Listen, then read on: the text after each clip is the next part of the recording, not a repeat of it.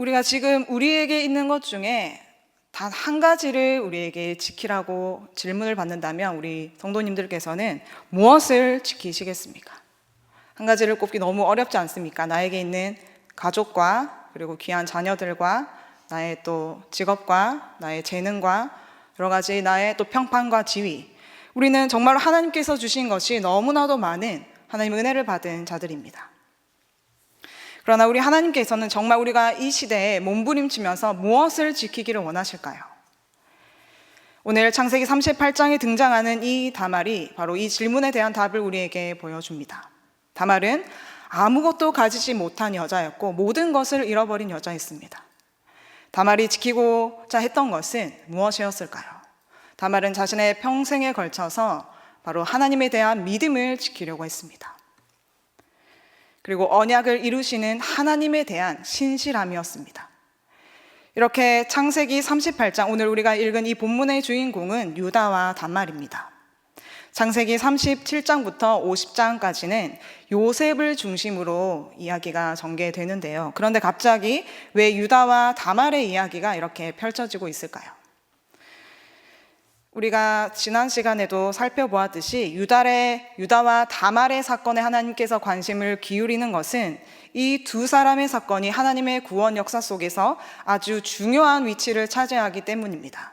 그리고 우리는 이 유다와 다말의 사건을 별개의 사건이 아니라 바로 야곱 가정 전체의 이야기 속에서 바라보아야 합니다.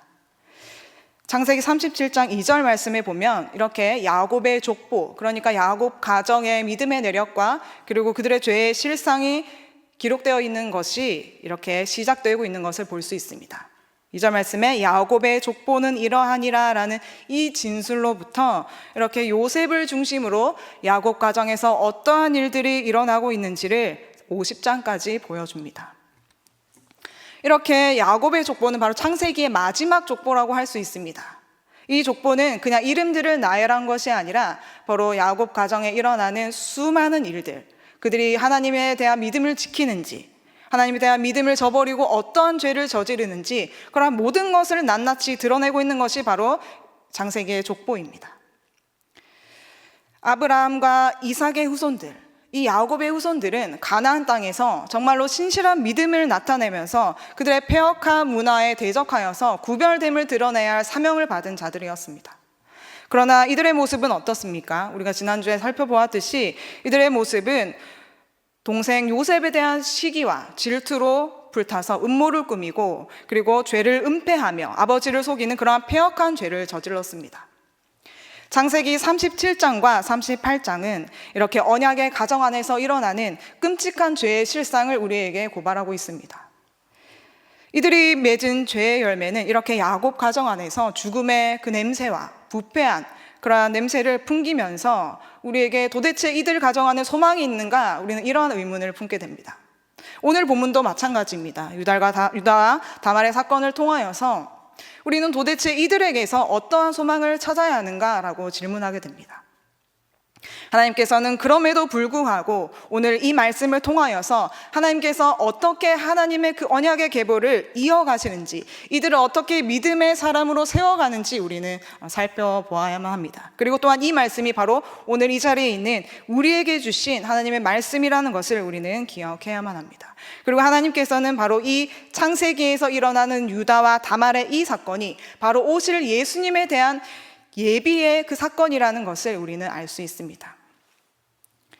이렇게 창세기 38장의 모습에서 하나님께서는 유다 가정에서 일어난 이 부끄러운 죄, 유다의 부끄러운 죄를 만천하에 드러내셔서 유다가 다시 하나님에 대한 믿음을 회복하기를 원하셨습니다.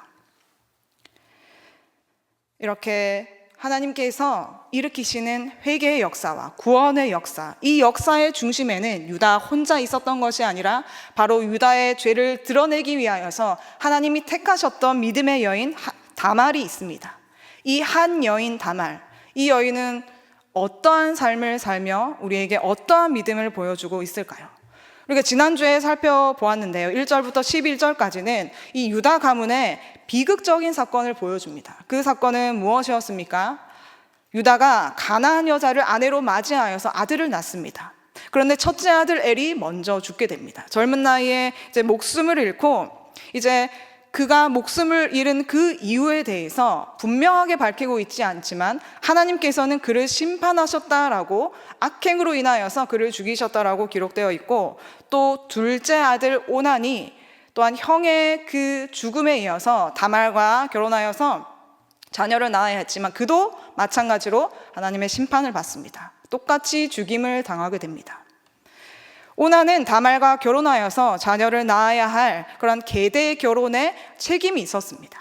이제 형제 중에 한 사람이 먼저 죽으면 다른 형제가 그 대를 이어서 그 가문을 이어가는 것이 당시 족장 사회에 있었던 이제 계대 결혼 제도였습니다.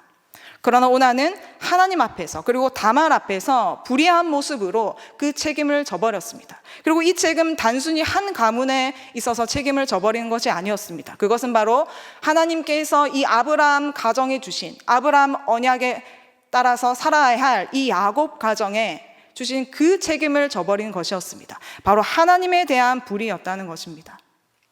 이렇게 야곱의 자손들, 특별히 이렇게 야곱의 아들들은 약속의 땅 가나안에서 번성하면서 부패한 그 가나안 문화와 구별되어 살아야만 했지만 이들의 모습은 전혀 그런 구별된 모습을 보여주고 있지 않습니다.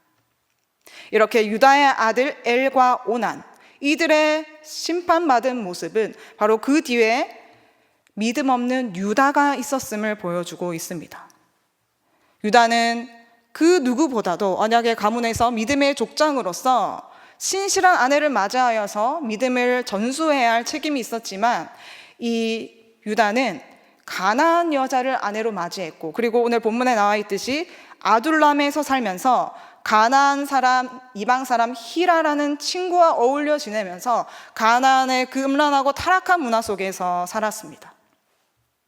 그리고 자기 아들들이 2명이나 죽임을 당하는 이런 비극적인 일 앞에서도 회개하지 못하는 그러한 모습을 보여줍니다. 이렇게 유다는 자기의 죄를 직면하지 못하는 영적 무감각의 상태에 빠져 있었습니다. 그리고 남아있는 며느리 다말, 이 다말에게 한 약속마저 무책임하게 지키지 않은 모습을 보여줍니다. 그 약속은 무엇이었습니까? 바로 셋째 아들 셀라가 장성하면 그 아들을 다말에게 주어서 대를 잇게 하겠다, 책임을 지게 하겠다, 바로 이 약속이었습니다. 그러나 유다는 며느리 다말에게 지켜야 할 이 약속, 셀라를 주겠다는 이 약속을 지키지 않았고, 그리고 자녀들에게도 부정한 모습, 불의한 모습, 가나안 문화에 빠져서 그렇게 죄를 짓는 모습을 보여줌으로써 이렇게 언약 가문의 가장으로서의 모습을 보여주지 못하고 언약의 신실함을 지키지 못하는 그러한 폐역한 모습으로 살아갔습니다. 우리는 이러한 야곱 가정의 모습, 특별히 오늘 유다와 다말 가정에서 유다가 보여주는 이러한 죄악된 모습을 보면서 우리는 이렇게 우리 자신에게, 또 우리의 가정에게, 그리고 우리 교회 안에 있는 이 공동체 안에 우리는 스스로 질문을 해보아야 합니다. 나는 정말로 우리의 믿음의 가정을 이끄는 한 사람으로서, 정말 이 세상에 파송받은 한 그리스도인으로서, 그리고 우리 교회에 파송받은 형제와 자매로서 우리가 어떠한 믿음으로 정말 살아가고 있는가? 우리는 스스로에게 이 말씀을 통하여서 질문을 해보아야 합니다. 우리의 죄가 드러나는 것은 수치스러운 일입니다. 그러나 하나님께서는 이 죄를 이기며 살라고 우리에게 말씀해 주셨습니다. 그리고 이 죄를 이기며 사는 것은 쉬운 일이 아닙니다. 고통이 따르는 삶입니다. 우리의 자녀가 어떤 잘못을 했을 때 우리가 그냥 그것을 덮고 넘어간다면 그것은 자녀를 망치는 것입니다. 우리 하나님께서도 마찬가지로 사랑하는 우리 자녀들의 죄를 낱낱이 드러내셔서 우리가 이 죄를 이기며 그 죄와 싸워 거룩한 삶을 살기를 원하고 계십니다. 우리는 너무나도 쉽게 입술로 범죄하고요, 그리고 남을 또 판단하고 정죄하는 마음으로 또 불평과 불만을 쏟아낼 때가 있습니다. 저 또한 그런 죄에서 자유하지 못합니다. 여기 있는 모든 우리가 겉으로는 거룩한 그리스도인으로 살아간다고 애를 쓰지만 정말로 작은 부분에서 우리는 죄를 짓고 넘어지기도 합니다. 그리고 나의 사랑하는 가족이 죄를 범했을 때 우리는 그냥 귀찮아서 또는 나의 일이 바빠서 여러 가지 이유를 들어서 그런 죄를 그냥 넘어가기도 합니다. 우리의 예배를 소홀하게 여기고 우리의 경건을 또한 소홀하게 여기기도 합니다. 말씀보다 내 생각이 앞설 때가 너무나도 많이 있습니다. 그리고 교회에서의 모습과 가정에서의 모습이 서로 다른 이중적인 모습으로 살아갈 때도 있습니다. 우리의 이러한 모든 죄를 우리 하나님께서는 지속적인 회개의 은혜로 하나님 앞에 내어놓고 기도하기를 원하십니다. 그리고 돌이키기를 원하십니다. 창세기 38장 11절 말씀에서 유다는 다말에게 지어서는 안 될 그러한 죄를 짓고 있습니다. 유다는 겉으로는 이렇게 셀라를 주겠다 약속하지만 그 마음의 속내를 드러내고 있습니다. 성경 기자는 이렇게 말씀합니다. 11절 말씀 읽겠습니다. 시작. 유다가 그의 며느리 다말에게 이르되 수절하고 내 아버지 집에 있어 내 아들 셀라가 장성하기를 기다리라 하니 셀라도 그 형들같이 죽을까 염려함이라. 다말이 가서 그의 아버지 집에 있으니라. 아멘. 겉으로는 이렇게 셀라를 주겠다고 약속했지만 유다의 속마음은 첫째 아들 엘도 죽고 오난도 죽고 셀라도 다말 때문에 죽을 것을 염려하고 있습니다. 이것은 이 아들의 죽음의 책임을 자기 자신이 아니라 바로 다말에게 돌리고 있다는 것입니다.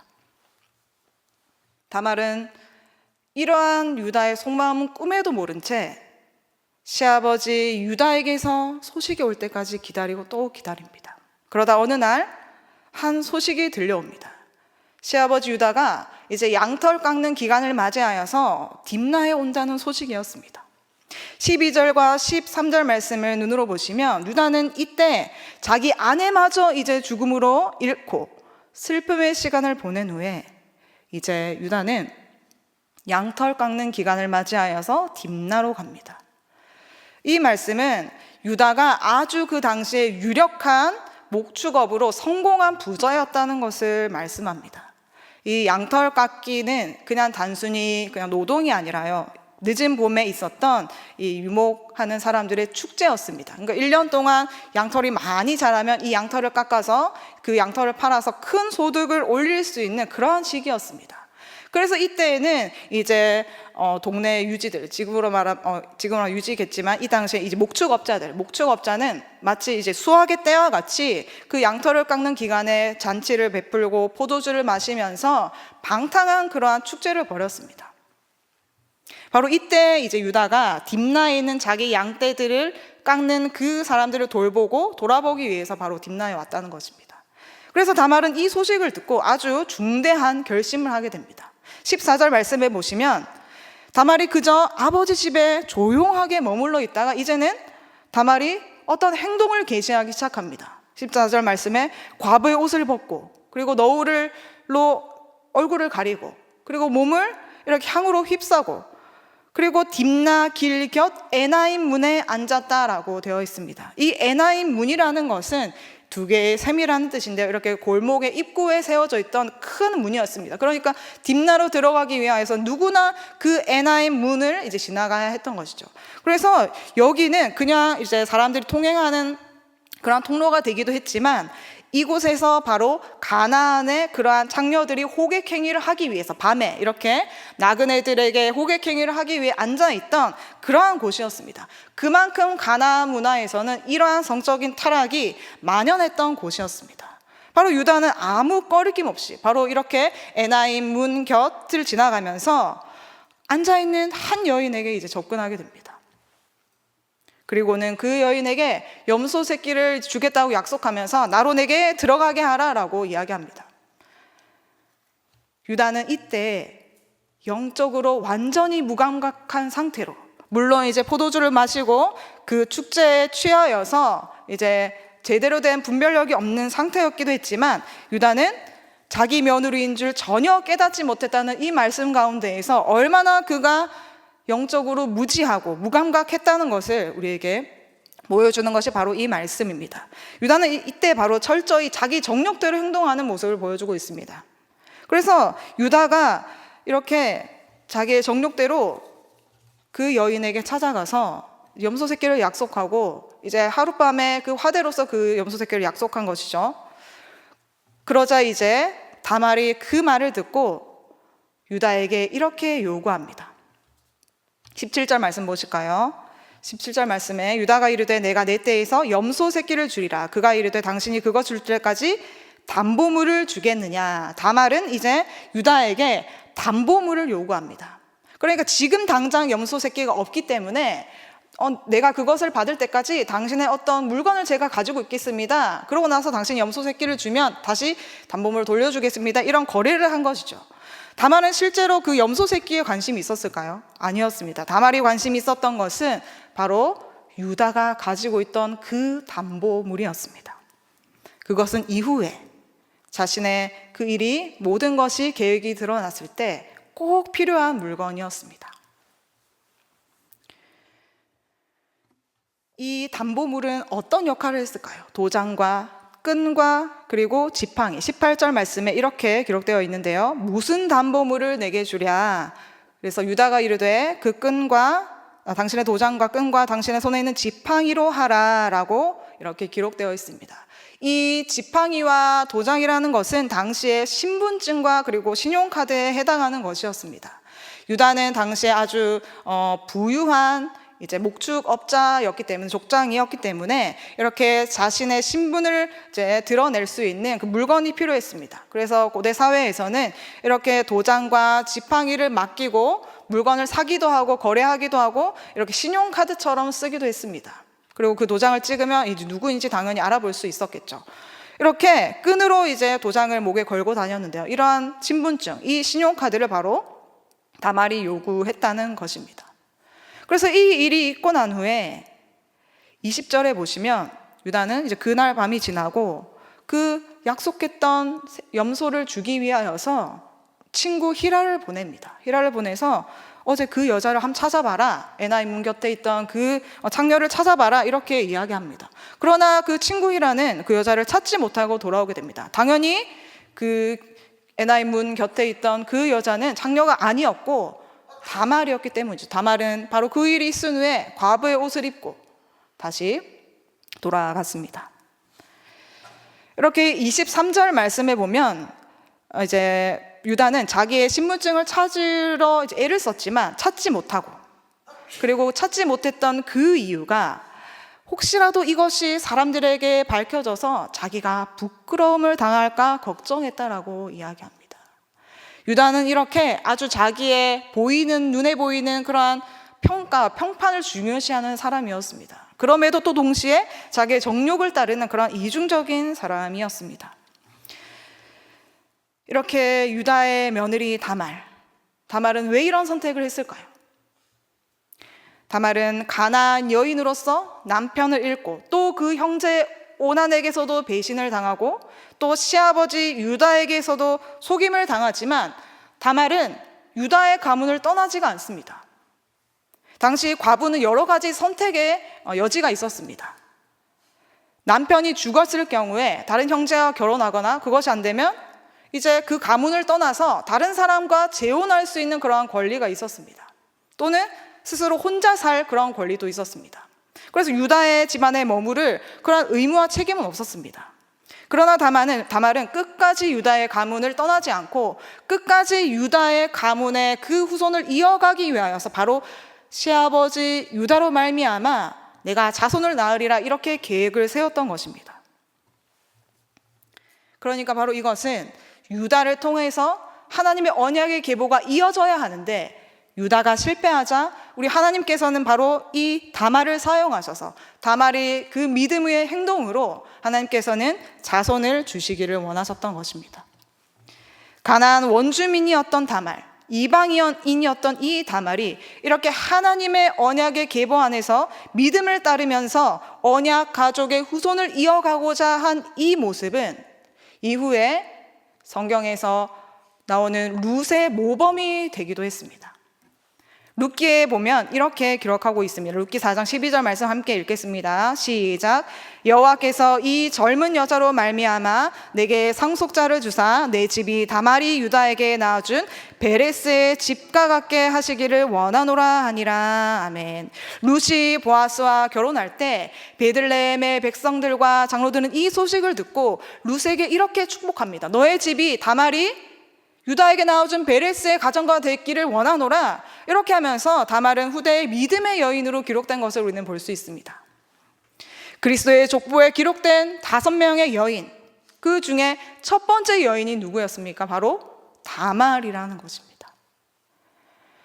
다말과 라합과 룻과 밧세바는 모두 이방 여인들이었습니다. 우리가 다윗과 밧세바의 관계를 생각해 볼 때도 그 불륜 관계에서 태어난 아들이 첫째 아들 죽고 그 다음에 하나님께서는 솔로몬을 허락해 주십니다. 그리고 다말도 이러한 불의해 보이고 적절하지 못한 아주 부도덕한 이 관계에서 우리 하나님께서는 이 언약의 후손을 주셨다는 것입니다. 이것은 어떤 하나님의 구원의 뜻과 계획을 의미할까요? 우리 하나님께서는 인간의 행위를 넘어서서 인간의 그 공로를 넘어서서 오직 하나님께서 모든 구원을 이루신다는 것입니다. 바로 그것을 통하여서, 이 계보를 통하여서 우리가 알 수 있는 것은 오직 구원이 하나님의 주권적인 사역이라는 것입니다. 그래서 마태복음 1장 3절에 보시면 유다는 다말에게서 베레스와 세라를 낳고 베레스는 헤스론을 낳고 헤스론을 람을 낳고 유다와 다말 모두 그들의 죄악된 행위를 하나님 앞에 모두 해결함 받고 하나님께서는 그들의 믿음을 보시고 이렇게 그리스도의 계보에 오르는 은혜를 더하여 주셨다는 것입니다. 우리 하나님께서는 이렇게 아무것도 없는 여인, 모든 것을 잃어버린 여인에게 위대한 언약의 가문을 이어가는 사명을 주셨습니다. 이 사명은 다말이 당시 가나안의 문화를 거슬러서 믿음 안에서 언약의 가족을 지켜내야 했던 그러한 목숨을 건 사명이었습니다. 왜 그럴까요?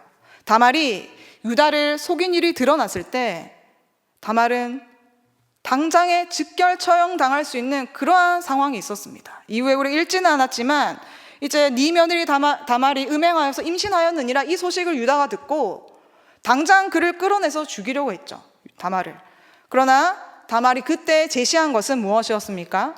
바로 유다에게서 받은 담보물이었다는 것입니다. 그 담보물은 도장과 지팡이, 이 물건의 임자가 바로 유다라는 것을 유다가 그것을 보고 깨달았을 때 다말이 내민 그 담보물을 보고 유다는 끝까지 자기의 죄를 인정하지 않으면 다말은 꼼짝없이 죽임을 당해야 하는 것이었습니다. 왜냐하면 셀라와 이렇게 겉으로 보기에는 유다가 셀라를 죽이고 약속했기 때문에 약혼 관계에 있기 때문에 다말은 그 누구와도 성적인 부적절한 관계를 맺으면 안 됐기 때문입니다. 그러나 그 상대가 유다였고 유다의 그 보증물을 다말이 내어놓았을 때 유다는 그제서야 자기의 불의함을 인정하게 됩니다. 이 다음 본문이지만 26절 말씀 우리가 함께 읽어보겠습니다. 시작. 유다가 그것들을 알아보고 이르되 그는 나보다 옳도다. 내가 그를 내 아들 셀라에게 주지 아니하였음이로다 하고 다시는 그를 가까이 하지 아니하였더라. 아멘. 그래서 유다는 이때 다말의 그 믿음을 인정해주고 다말이 의로웠다는 것을 고백합니다. 여기서 그는 나보다 옳도다, 이것은 이제 원문으로 보면 나는 불의하고 나는 의롭지 않고 다말은 옳도다라는 뜻입니다. 그래서 이 모든 일의 책임이 유다 자신에게 있음을 드디어 인정하고 자기의 죄를 하나님 앞에 또 다말 앞에 이렇게 고백하게 된 것입니다. 그렇다면 우리는 이렇게 유다에게 보여준 다말이 가지고 있었던 유다의 보증물, 지팡이와 그리고 이 도장, 이것은 유다가 비로소 자기 죄를 깨달을 수 있는 그러한 증거물이었습니다. 유다의 유죄를 입증하는 증거물이 바로 다말의 손에 있었다는 것입니다. 그리고 이 담보물은 다말의 무죄를 입증해 주는 것이기도 했습니다. 오늘 이 말씀을 통하여서 하나님께서는 우리에게도 이러한 우리의 무죄의 증거, 우리의 유죄의 증거를 보여주십니다. 우리에게 그 증거는 무엇일까요? 우리에게 하나님께서 보여주시는 것은 바로 그리스도의 십자가라는 것입니다. 우리 하나님께서는 우리의 앞에 그리스도의 십자가를 우리의 유죄의 증거로 보여주셨습니다. 그리고 동시에 그리스도의 십자가는 이 십자가의 그 죽으심과 그리스도께서 행하신 모든 것을 믿는 사람들에게는 무죄의 증거가 된다라고 선포해 주셨습니다. 하나님께서는 이렇게 야곱 가문의 죄악을 드러내셔서 결국에는 그 죄를 회개하고 믿음의 사람으로 만들어 가셨듯이 우리가 우리의 모든 죄를 그리스도의 십자가 앞에 내어놓고 우리가 하나님 앞에 죄인입니다. 그러나 우리는 그리스도를 믿음으로 이제는 무죄한 하나님의 자녀가 되었습니다라는 것을 믿음으로 우리가 살고 또 그 믿음을 따라 우리가 날마다 변화되어 나아가기를 원하십니다. 다말이 택한 방법은 물론 우리의 눈으로 볼 때는 그리고 하나님 앞에서도 마찬가지로 완전히 옳은 방법은 아니었습니다. 그리고 영적인 방탕에 빠졌던 유다, 또 수치의 자리에 서야 했던 이 다말, 그리고 이 자리에 있는 우리 모두는 하나님 앞에 설 자격이 없는 자들입니다. 그러나 우리 하나님께서는 오직 하나님의 전적인 구원의 역사로 우리가 오직 믿음으로 살도록 이끌어 주셨습니다. 다말을 통하여서 자기 죄를 깨닫는 유다, 이것은 유다에게 수치가 아니라 은혜였습니다. 우리도 마찬가지로 우리의 죄가 드러나는 것이 우리에게 더 이상 수치가 아니라 우리가 정말로 하나님의 자녀로 살아가는 복이고 은혜입니다. 이렇게 다말이 유다와의 있었던 이 일에서 담보물을 보여주고 그리고 유다가 자기 죄를 시인하고 그리고 다말을 인정함으로써 유다가 그리스도의 계보에 오른 이 사건은 예수님을 믿는 모든 자들이 하나님의 언약의 가정으로 그리고 하나님의 용납될 하나님의 자녀로 이제 받아들여질 것을 보여주는 그러한 사건입니다. 갈라디아서 2장 16절 말씀 우리 함께 읽겠습니다. 시작. 사람이 의롭게 되는 것은 율법의 행위로 말미암음이 아니요 오직 예수 그리스도를 믿음으로 말미암는 줄 알므로 우리도 그리스도 예수를 믿나니 이는 우리가 율법의 행위로서가 아니고 그리스도를 믿음으로써 의롭다함을 얻으려 함이라. 율법의 행위로서는 의롭다함을 얻을 육체가 없느니라. 아멘. 이렇게 우리가 이 세상을 사는 원리는 또 우리가 진정으로 지켜내야 할 한 가지는 바로 믿음입니다. 그리스도의 십자가를 믿는 믿음, 우리는 오직 믿음의 원리로 사는 그리스도인입니다. 우리 함께 이 오직 믿음의 원리, 우리의 정체성이 어떠한 것인지 우리 함께 고백하기를 원합니다. 함께 읽겠습니다. 우리는 오직 믿음으로 사는 그리스도인입니다. 하나님 앞에서 의롭다함을 얻는 사람은 자신의 행위와 의를 배제하고 믿음으로 말미암아 그리스도의 의를 붙잡는 사람이다. 그리고 이 믿음은 누구에게서 왔습니까? 바로 하나님의 선물로 우리에게 이 믿음이 주어졌습니다.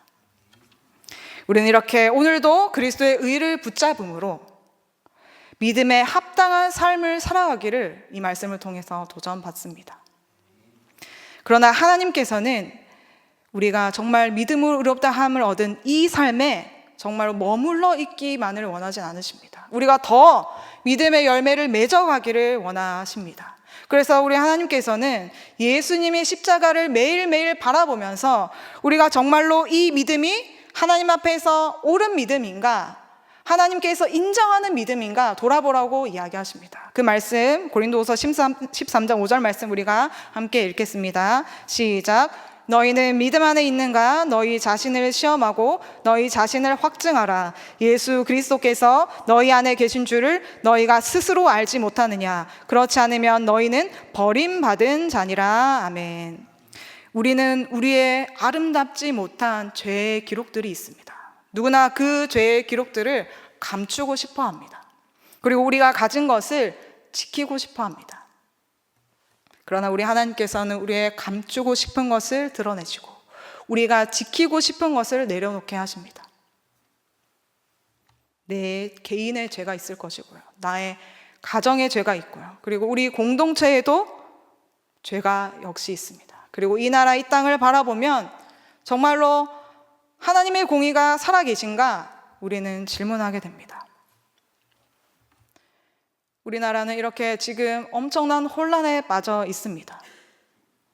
우리는 이러한 상황 가운데에서 정말로 어떠한 믿음의 삶을 살아가야 할까요?